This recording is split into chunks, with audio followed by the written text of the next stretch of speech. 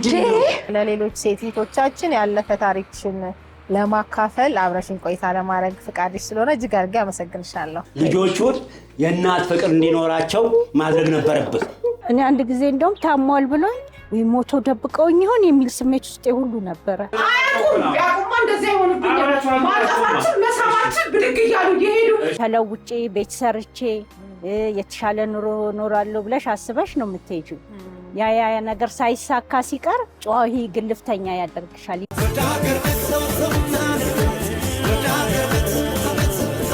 ሰላም እንዴት አላችሁ?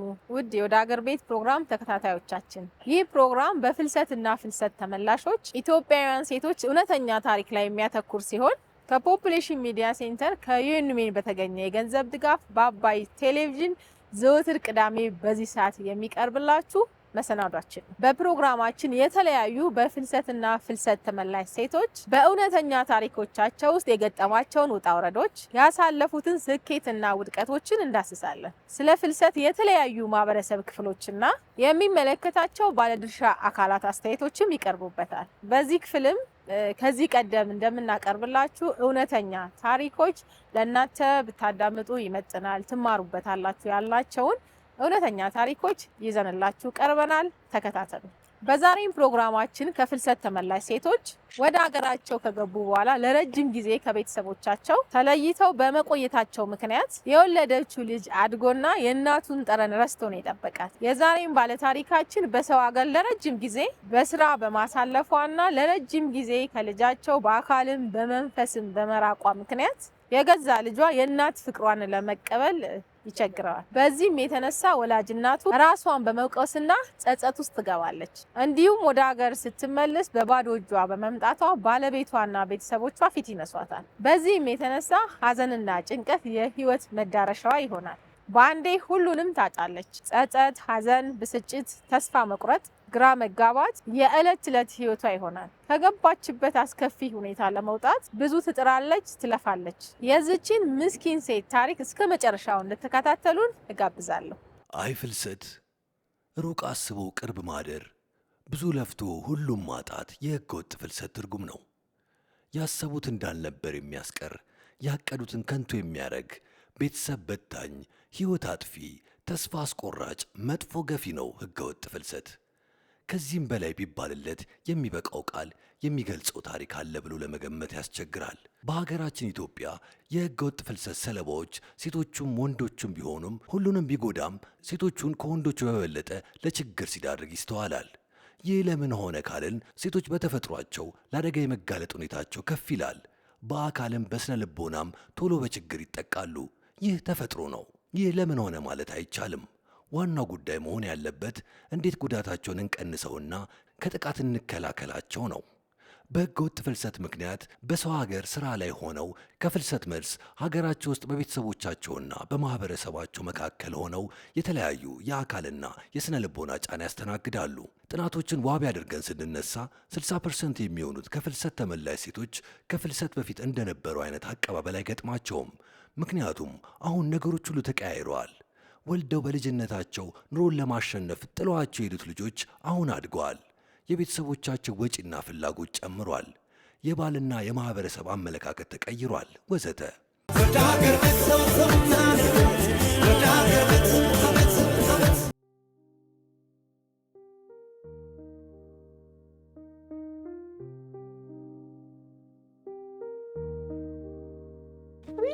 ማሮች አምሮ እኔ አባት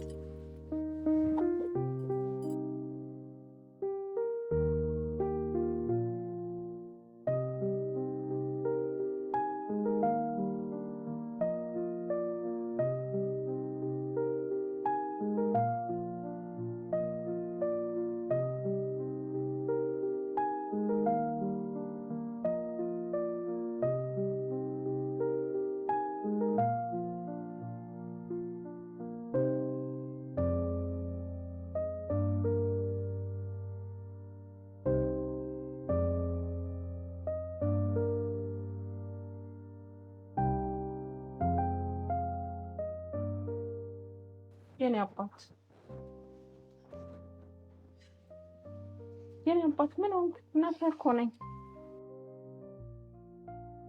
እናት ነይተኝ። ኧረ ወይኔ ልጆቼ፣ እናታችሁ እኮ ነኝ። ወዴት ነው የምትሄዱት? ነይ ልጆቼ።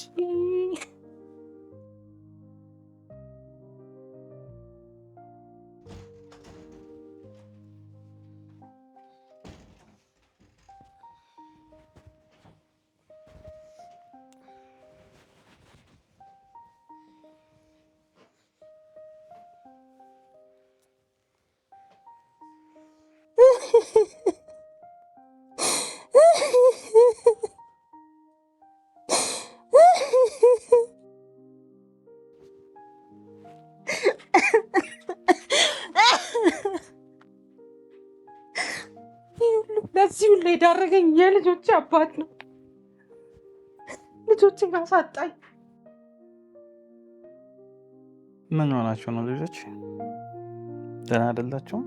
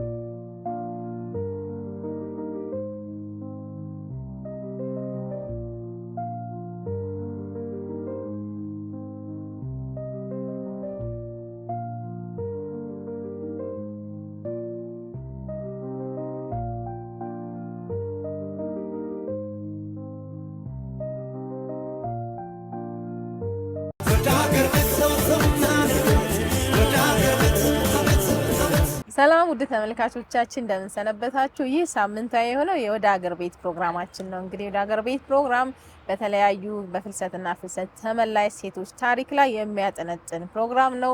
ይህንን ፕሮግራም ወደ እናንተ እንድናቀርብ ድጋፍ የሚያደርጉልን ፖፑሌሽን ሚዲያ ሴንተር ከዩኤን ዊሜን ጋር በመተባበር ነው። ለድጋፉ እጅግ አድርጌ አመሰግናለሁኝ።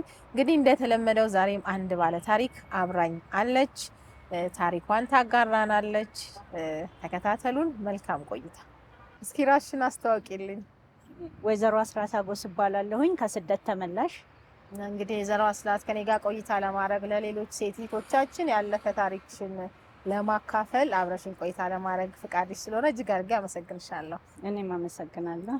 እስቲ እንግዲህ ያው ከቤትሽ ወጥተሽ ርቀሽ ይህን ሁሉ ጊዜ ቆይተሽ እንድትመጪ ስላደረገሽ ታሪክ እያጫወትሽን ውይይታችንን እንጀምር። እስኪ አጫውቺኝ። ምን ነበረ ከቤትሽ ወጥተሽ ርቀሽ ይሄን ሁሉ ጊዜ ቆይተሽ እንድትመጪ ያደረገሽ ምንድን ነው? እስኪ አጫውሽ።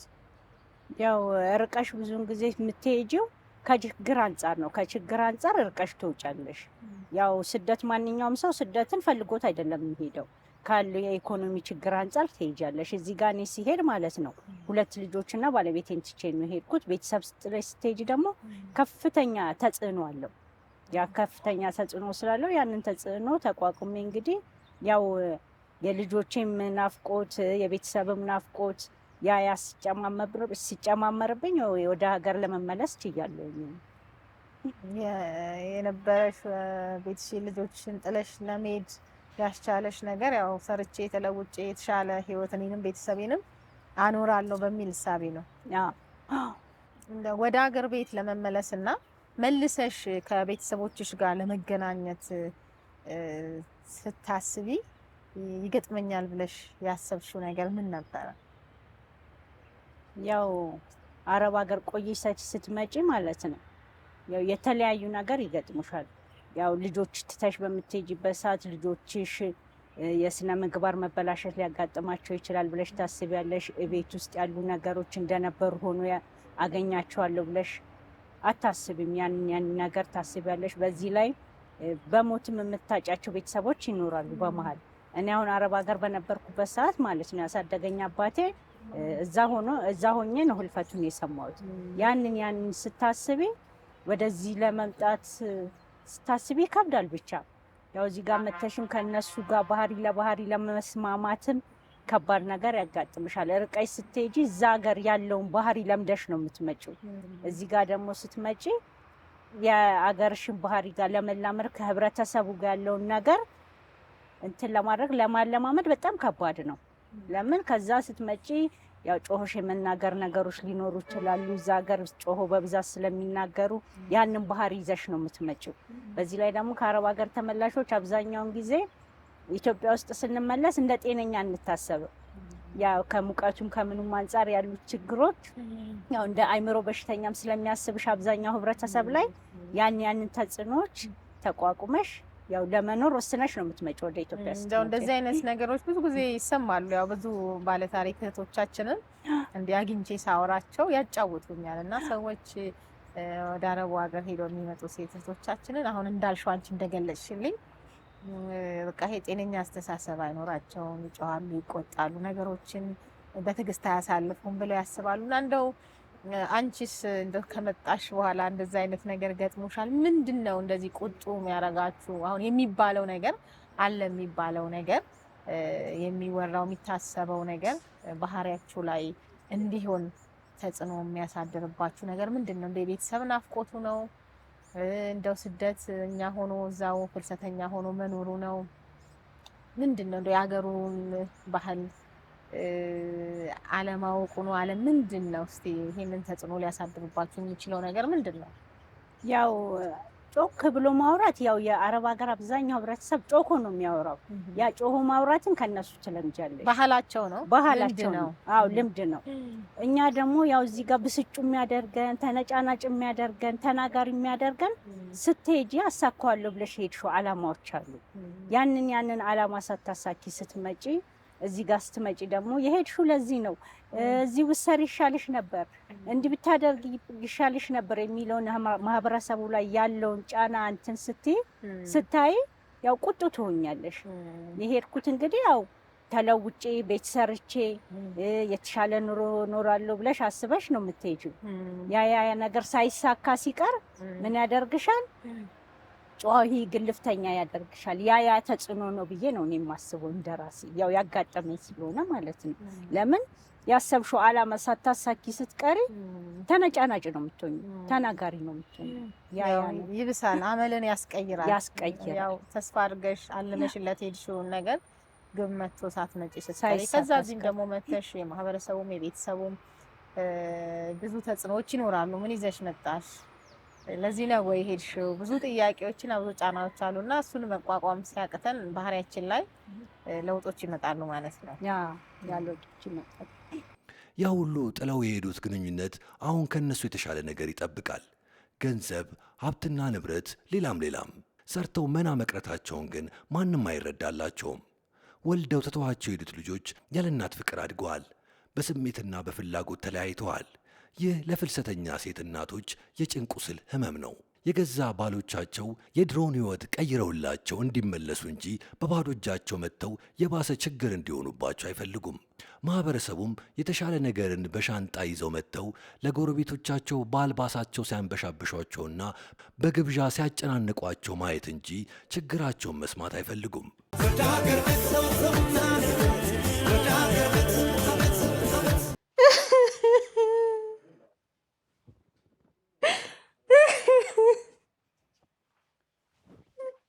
ምን ሆነሽ ነው? ውድ እንዳትነካኝ፣ ልጆቼን አሳጣኸኝ። ምን ማለት ነው? ይኸው ዞር ብሎ አያዩኝም። የእናትነት ፍቅሬን ተቀማው። ቢያንስ እንኳን ልታስተምራቸው ይገባ ነበረ። እኔ ሰርቼ እናንተን ሳስተዳድር አንተ ልጆቼ እኔን እንዲወዱኝ ማድረግ ነበረብህ። ምን ነው ይሄን ያህል? ቆይ ምን ነው? ይሄንን በፊትም ነግሬሽ ነበር። ገና ስትሄጂ ተይ፣ እነዚህ ልጆች ይደጉ፣ ነፍስ ሳያውቋት ሂጂ፣ ከፍ ማለት አለባቸው ብልሽ እንደነከሌ ቤት ብለሽ ተነስተሽ ሄድሽ እና መሄዴ ለእናንተ የጎዳችሁ ነገር አለ? በእርግጥ አልተጎዳንም። የገንዘብ ችግር ኖሮባቸው አይደለም። ልክ ነው። አንቺ በሰራሽው ገንዘብ ነው እንደዚህ እየኖርን ያለ ነው። ግን አንቺ እዛ እያለሽ አንድ ቀን እንኳን ስልክ ደውለሽላቸው ታውቂያለሽ? እኔ የምኖረውን ህይወት ራሴ ነኝ የማውቀው።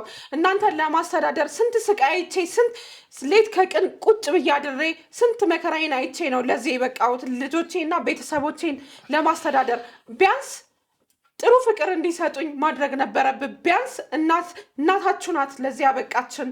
አለች እያልክ ማሳወቅ ነበረብህ። እና ታዲያ እኔ በግድ እናታቸውን አትቅረቡ አልኩ እንዴ? ሰው ሀገር ለፍቼ ደክሜ መጥቼ ዛሬ ልጆቼ ለመሳም እንኳን የማልችል ሳቅፋቸው፣ ስጨብጣቸው ሳቅፋቸው ኑ ሽታችሁ ናፍቆኛል ልጆቼ ስላቸው ዞር ብሎ አያዩኝም። እናታቸው እንኳን አልመስላቸውም። ትንሽ እንኳን የእናትነት ፍቅር የላቸውም። ይህንን ነገር አንተ ትቀበለዋለህ? እኔ እንደ እናትነት የሚሰማኝ ስሜት አለ። እናት ነኝ። ይህንን እንኳን መረዳት አትችልም? ዝም በል። ሲጀመር ልጆቼ እኔ ማቀፍ መሳም አልቻልኩም። ከልጅነታቸው ጀምሮ ያልሰጧቸውን ፍቅር እዚህ ጋር እኔ ማግኘት ፈልጋለሁ፣ መሳም ፈልጋለሁ፣ ልጆቼ ማቀፍ ፈልጋለሁ። ጠረናቸውን አፍቆኛል። ዛሬ ግን ልጆቼ ልክ እንደ ባዳ ነው የሚቆጥሩኝ። አንተ ደግሞ እዚህ ጋር ልጆቹ እኔ እናታቸው እንደሆንኩኝ ማስተማር ነበረብህ። ቢያንስ እንኳን ይህንን እንኳን ሳታስተምራቸው ትጠብቀኛለህ? ዛሬ እኔ እነሱን መሳም እንኳን አልቻልኩም። ፍቅር ማግኘት አልቻልኩም። ፍቅር ናፍቆኝ ነው የመጣሁት። የኔ ውድ አትበለኝ። የኔ ውድ አትበለኝ። አንድ አዳምጪኝ። አንድ ጊዜ ብቻ የኔ ውድ እንድትለኝ አልፈልግም። ሲጀመር ልጆቼን እንደ ራስህ ትሪት ስታደርጋቸው እናታችሁ አለች እሷ ናት የምትረዳን ብለህ ሁልጊዜ ስለ እኔ ጥሩ ነገር ብትነግራቸው ዛሬ እንደዚህ እናታቸው ማልመስላቸው ቢያንስ እንኳን ፍቅር እንኳን ሊሰጡኝ አልቻሉም። ይኸውልሽ የኔ ውድ አንድ ጊዜ ብቻ አላዳምጥህም። አላዳምጥህም። እንዴት ላስረዳሽ? ታዲያ ልታስረዳኝ አትችልም። አንተ ነህ ለዚህ ያበቃኸኝ። አንተ ነህ። እኔ መጥፎ እየተናገርኩ እናታቸውን አትቀርቡ ብዬ ላለ አልሰማህም። እኔ ለአንተ እዛ ጋር ሌት ከቀን ሰርቼ እናንተ እንዳትራቡ እንዳትቸገሩ ብዬ እየሰራሁ ነው የምኖረው። አውቃለሁ። አንቺ ብዙ እንደደከምሽ ስመጣ የሚጠብቀኝ ነገር ይሄ ነው።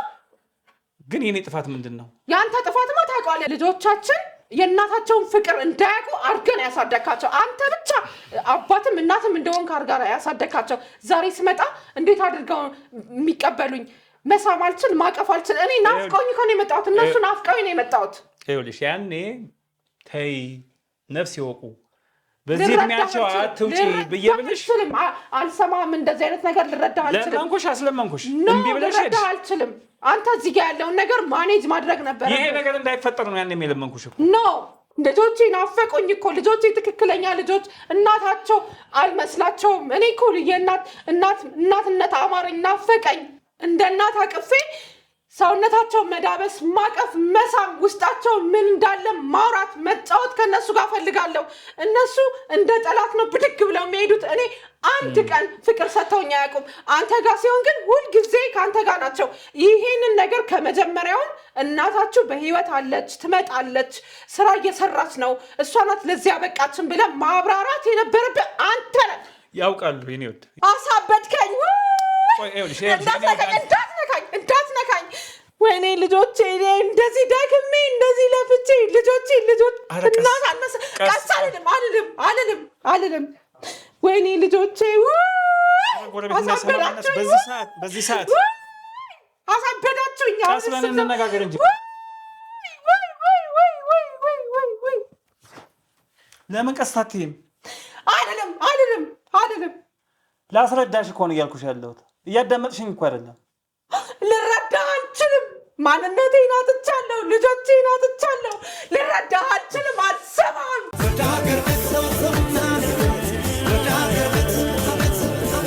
በጣም ተራርቃችሁ ነበረ ከልጆችሽ ጋር እንደው ስትመጪ በፊት ጥለሻቸው ሄድሻቸው ልጆች ልክ እንደ እናት ሰፍ ብለው ደስ ብሏቸው ተቀበሉሽ? ከዛስ እንደው እንዴት ነበር ቀረረባችሁ?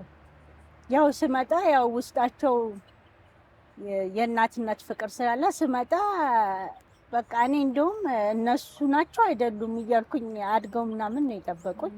ለውጥ አለው። ስትሄጂ ትተሻቸው ሄድሽና ስትመጪ የምታገኛቸው በቃ ያው የመጀመሪያ ልጄ ዝም ነው ያለው። በቃ መናገር ሁሉ ነው ያቃተው። እኔ አለቀስኩኝ፣ ሳያቸው አለቀስኩኝ። ስታያቸው ያው ያስለቀስሻል። አለቀስኩኝ። ያው ያሉትን ክፍተቶች ሞልተናል። በእናትና በልጅ መካከል የነበረ ርቀት ማለት ይኖራሉ። ግን ክፍተቶች አይደለ? አዎ ክፍተቶች ይኖራሉ። ያው ስትራራቂ ክፍተቶች አሉ። እሱን ለማስተካከል ሄድሽበት ርቀት እንዴት ነበረ?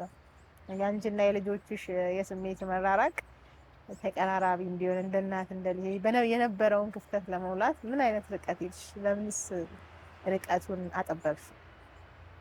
ያው ትልቁ ያውቃል፣ ትንሹ 3 ዓመት ስለነበረ ብዙም እንትን አላለኝም።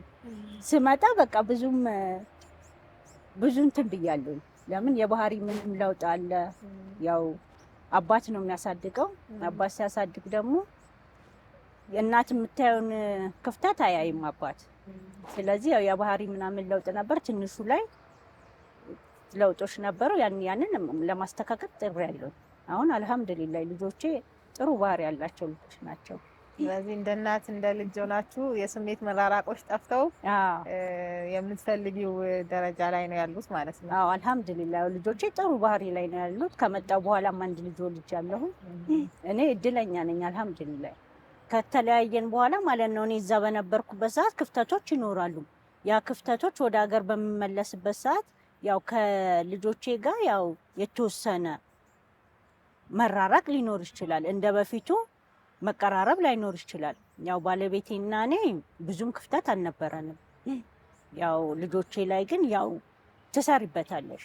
የወጣሁት ለእንደዚህ ነው፣ ለዚህ ዓላማ ነው፣ እናንተን የተሻለ ትምህርት ቤት ለማስተማር ለምን ጥለሽን ሄድሽ ብለው ጥያቄ አልጠየቁሽ? ለምን ሄድሽ? ያው ለምን ሄድሽ የሚል ጥያቄዎች አሉ። ለምን ሄድሽ የሚል ልጆች ላይ ጥያቄዎች አሉ። ለምን አንቺ ባለመኖርሽ እንደዚህ አይነት ነገር ደርሶብናል፣ ይሄ ክፍተት በእኛ ላይ ነበረ ብለውስ የጠየቁሽ ነገር የለም? አለ ያው ለምን ሄድሽ አንቺ ባትሄጂ ኖሮ ያው አጋጆች እንግዲህ አይቀመጡልሽም፣ ይቀያየራሉ። የመቀያየር ባህሪ ይኖራል። ወንድና ሴት ሲኖር ደግሞ አንድ አይደለም።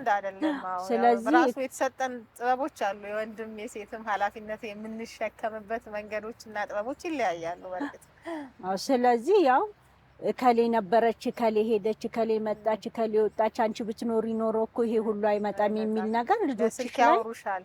አዎ ያ ጫናዎች ይኖራሉ ልጆች ላይ። አንቺም እንደው እንደዚህ አይነት ነገሮች ብዙ የቤት ውስጥ አጋጆች በመለዋወጣቸው ምክንያት ምን ነው ባልመጣው ነበር በቀረብኝ ልጆቼ እንደዚህ ሆኑብኝ ብለሽ እዛ ሆነሽ ያሰብሽበት ጊዜ አልነበረም? የተቆጨሽበት? አዎ በተለይ ታሟል ያሉኝ ጊዜ ለምን እኔ ልጆቼን ሳሳድግ አንድ ቀን ጤና ጣቢያ ከክትባት ውጭ ሄጄ አላውቅም ነበር። ያው ልጆችሽን ስታሳድጊ ራስሽ እየተንከባከብሽ ነው የምታሳድጊ። አሞት ነበር የተባልኩ ጊዜ ያው ካለፈ በኋላ ነው የነገሩኝ። ምን ነው ባልመጣው ኖሮ እዚህ ባልመጣው ኖሮ እኔ እዚህ በመሆኔ ነው ይሄ ሁሉ የመጣ ብዬ በጣም ተቆጭቻለሁ ከሄድኩ በኋላ። እና ያው ልጆችሽንም በስልክ ስታወራቸው አንዳንዴ የሚያነጋግሩሽ ነገር ሲያወሩሽ ምን ሲሉሽ ያ ባልመጣው ኖሮ ያስብላል። ያ እንደው ከረጅም ጊዜ ቆይታ በኋላ ወደ ሀገር ቤት ለሚመለሱ ሴት እህቶቻችን ምን መልእክት ታስተላልፊያለሽ? ከረጅም ጊዜ ቆይታ በኋላ ያው የሚመለሱ እህቶቻችን ማለት ነው።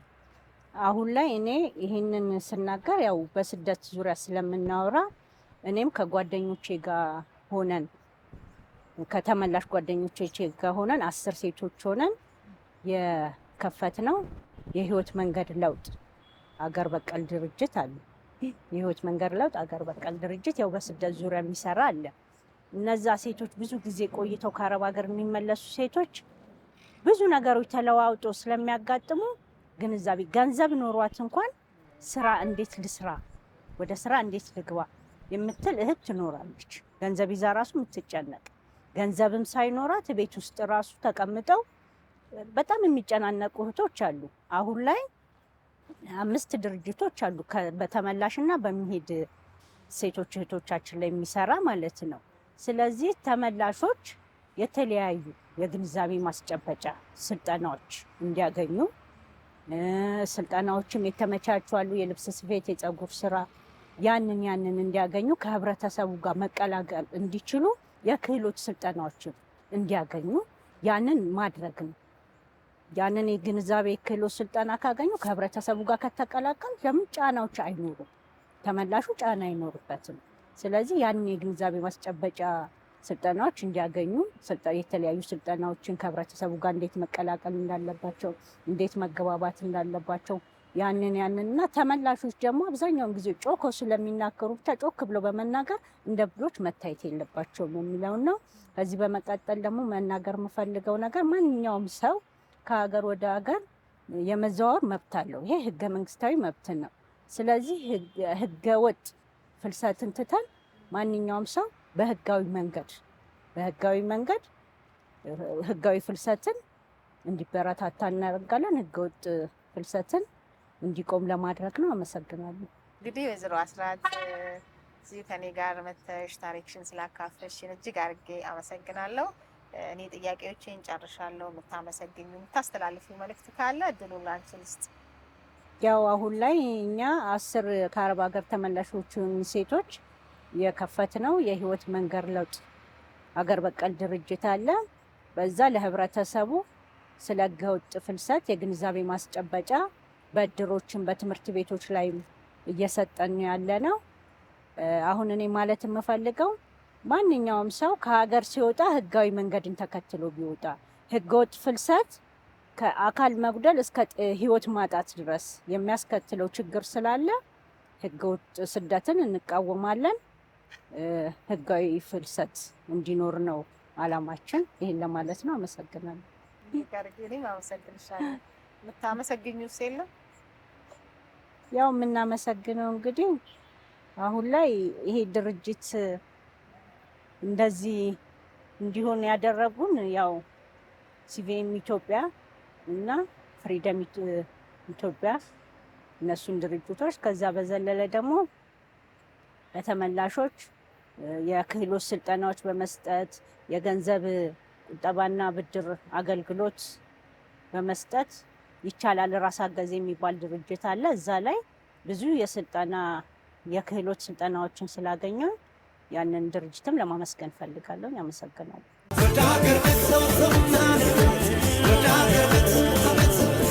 ይህ ነው እንግዲህ የህገወጥ ፍልሰት ትርጉሙ።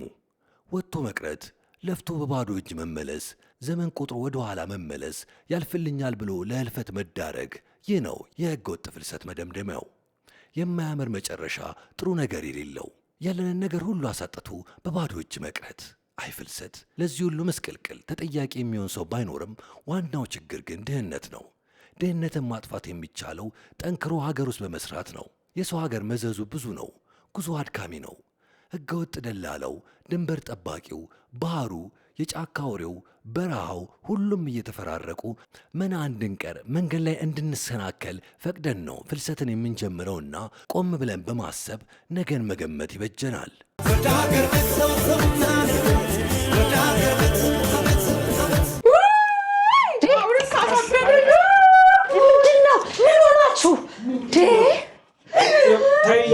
በዚህ ሰዓት ጎረቤት ትረብሻለሽ። ሰላም አክብራት አጣችሁ። ምንድነው ችግራችሁ? በየጊዜው እስቲ ቁጭ በል። የወላድ ማኖንኩኝ ልጆቼ እዚህ ቤት ባዳ አደረጉኝ። እሱም ልጆቹ በሙሉ እሱን ነው የሚወዱት። እናትም አባትም የሚያደርጉት እሱን ነው። እኔ ሰው ሀገር ለፍቼ መጥቼ ዛሬ ልጆቼን ፍቅር ማግኘት አልቻልኩም። እንደ ቆይ እኔ ምን አጠፋሁሽ? እናትም አባትም ሆኖ ማሳደግ ታዲያ ኃጢአት ነው እንዴ? አይዞሽ በቃ አይዞሽ። ምን አጠፋሁ? የኔ ጥፋት ምንድን ነው? አይ ሰርቼ ኑሮ ለውጣለሁ ስትል ልጆቿን ፍቅር ስታጣ ጊዜ ነዋ። ምን ታድርግ? ወዳን እኮ አይደለም ልጄ። እቴ ያኔም እኮ ነገርኳት። ተይ ልጆቹ ነፍስ ይወቁ አሁን አይደለም የምትሄጂው ብላት ባስለምናት ብለምናት እምቢ ብላ አሳፈረ ብላ ተነስታ ሄደች። አይዞሽ ልጄ አይዞሽ። እሷ ባመጣችው ችግር እንደዛማ አይባልም። እንደዚህ አይባልም የኔ ልጅ። የሄደችው እኮ ቤተሰቡን ለማገዝ ብላ ነው፣ ለማኖር ብላ ነው። እሱስ እውነት አይደለም? እውነት ነው። ይሄን አንተ ደግሞ ይሄንን ታሳቢ አድርገን ልጆቹን የእናት ፍቅር እንዲኖራቸው ማድረግ ነበረብህ። ገባህ? አሁንም አልመሸም። አሁንም ይኸው የኔ ልጅ ረጋ ሰከን በይ እሺ። በቃ አሁን ስለ ትናንትናው አይደለም የምናወራው። ከአሁን ወዲያ ምን መደረግ አለበት ወደሚለው ነው መምጣት ያለበት። እሺ ልጅ እና አንተም ደግሞ አዳምጣት። ልጆቹንም በተቻለ መጠን ወደ እሷ እንዲቀርቡ አድርግ።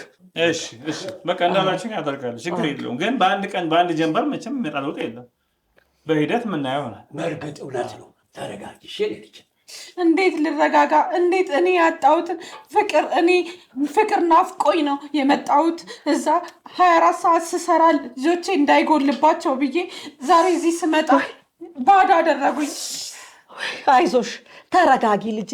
ይኸው ገንዘብ ስትፈልጊ ይሄንን ስትሰሪ ስታበጂ ልጆችሽን የመሰለ እነዚህን አበባ የመሳሰሉ ልጆች አጣሻቸው። ፍቅር ይኸውልሽ አሁንም ጋይዞሽ ግድ የለሽም። በህይወት ካለሽ አሁንም ፍቅሩን ቀስ እያልሽ ትመልሻለሽ። በእርግጥ ጊዜ ይወስዳል።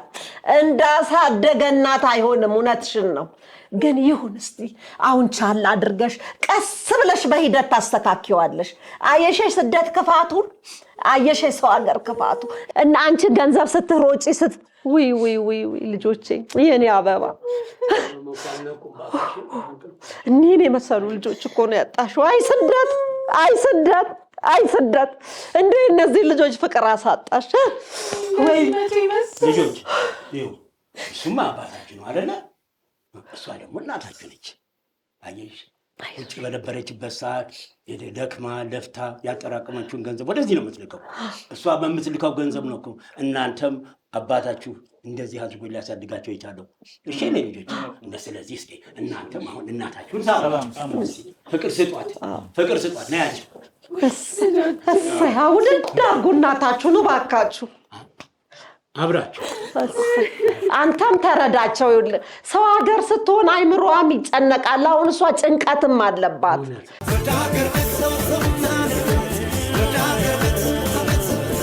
ውድ የወደ ሀገር ቤት ፕሮግራም ተከታታዮቻችን ፕሮግራማችን እንደተከታተላችሁት ይመስላል። እንዳያችሁት ባለ ታሪካችን በህገወጥ ፍልሰት ምክንያት ቤቷን፣ ልጆቿን፣ ቤተሰቦቿን ሁሉ አታ በቤተሰቦቿና በልጆቿ ናፍቆት ስትሰቃይ በበረሃ መቆየቷ ሳያንስ በአካልም ከነሱ በመራቋ ምክንያት ሁሉን አታለች። የሚያውቋት ሁሉ እንደማያውቋት ሆነውባታል። ጭንቀት ውስጥ ገብታለች። የልጆቿን ፍቅር አታለች። የግድ ውጭ ሀገር ስለኖረች ብቻ ተለውጣ መምጣት አለባት ብለው በማመን አሳቀዋታል። ከሀገራቸው የወጡ ሁሉ አልጋ ባልጋ ሆኖላቸው አይመለሱ። ሁሌም እንደምለው እንደሚኖሩበት ሀገር እውነታና ሁኔታ የሁሉም ፍልሰተኛ ሴቶች ታሪክ የተለያየ ነው። ይህንን ሁኔታ በትንሹ እንኳን መረዳት ካልቻልን ፍልሰተኛ ሴቶች ነገ አላስፈላጊ ማህበራዊና ኢኮኖሚያዊ ቀውስ ውስጥ እንዳይገቡ ከስነ ልቦናም ህመም እንታደጋቸዋለን። እንዲሁም እንደዚህ በሌላ መንገድ ህይወታቸውን አስተካክለው የሁሉንም ህይወት እንዲቀይሩ እድል እንሰጣቸዋለን። የዛሬን አበቃን። በቀጣይ ሳምንት በሌላ የፍልሰት ታሪክ እስከምንገናኝ ድረስ መልካም ሳምንት።